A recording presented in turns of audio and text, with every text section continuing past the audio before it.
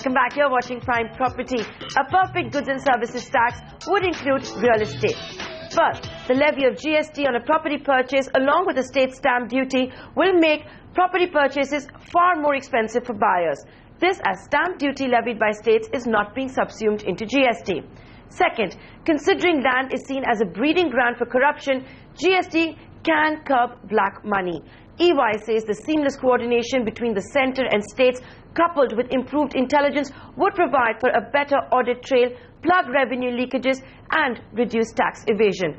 Here's the third problem. There is no explicit tax on the transaction value of land and states apply VAT to the goods portion and centre taxes the services portion. EY says, and I quote, "This division is arbitrary, complex and subject to manipulation. It has also been a subject of extensive litigation. For example, the courts have ruled agreement to purchase a flat or apartment prior to its construction is a works contract and can be subject to the state VAT and the centre service tax. By contrast, if the sale agreement is entered into after the completion of construction, it is not considered a works contract and is subject to neither VAT nor service tax." To overcome the complexities of isolating the three components in the value of real property transactions, states like Maharashtra and Andhra Pradesh have implemented a composite tax at a reduced rate on the entire value of the purchase price of the flat. If land is excluded from GST, such complexities and arbitrary distinctions will continue. So will the opportunities for tax avoidance through manipulation of various components, unquote. And here's the red flag that's being raised by CREDAI, an umbrella organization for builders. This is a conversation I had earlier in the week. We are very concerned about what is going to happen on real estate sector because 6 to 7% of stamp duty and you add that 17-18% of GST, you're looking at something like a 25% of tax burden coming on the end user, and we think that that's something which has not been thought through clearly.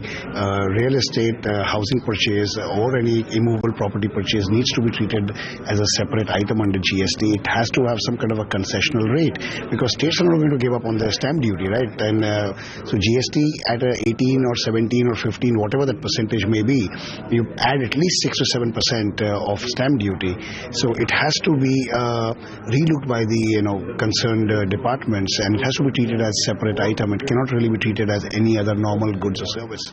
So are you also then saying that if you're going to leave it to the states as far as immovable property goes, then at least don't consider it as a service, because at least that will remove the GST angle?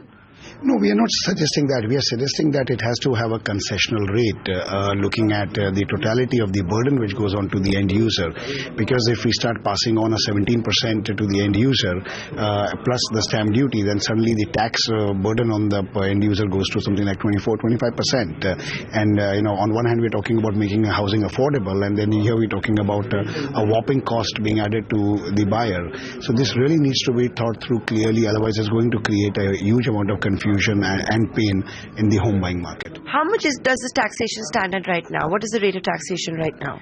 So you see, VAT, as you are aware, was not really on the housing purchase till some time back, but after Supreme Court's judgment in the case of L&T, it's become very clear that any sale of immovable property which is under construction is treated as a contract by the developer. In that case, the developer acts as a contractor to the buyer, and therefore VAT becomes payable. Now today, several states have come up with a composition scheme where they are saying that, okay, if you don't want to do an assessment, you can pay. The developer can pay 1% of the sale value to the state towards VAT. But mind you, developer can pay, but the developer cannot recover from the buyer. It's not a pass-through. It's not a pass-through, whereas all VAT is essentially a pass-through. But under the composition, it's not a pass-through. Now, this obviously becomes inoperative the moment GST gets enacted. So what happens to all those composition schemes which have just been rolled out in the states? That will also undergo a complete transformation. So it's a huge grey area right now. We would really like that the government brings out some clarity on this, because housing being the most substantial purchase for any middle income person in this country deserves better clarity than what it is right now. Now that GST has been stalled by opposition in Parliament, builders are hoping the Finance Minister will be able to iron out all of these anomalies. With that, time for a short commercial break. On the other side, we touch base with ICICI Bank, the country's third largest lender of home loans, to get a pulse of the real estate market. Stay tuned.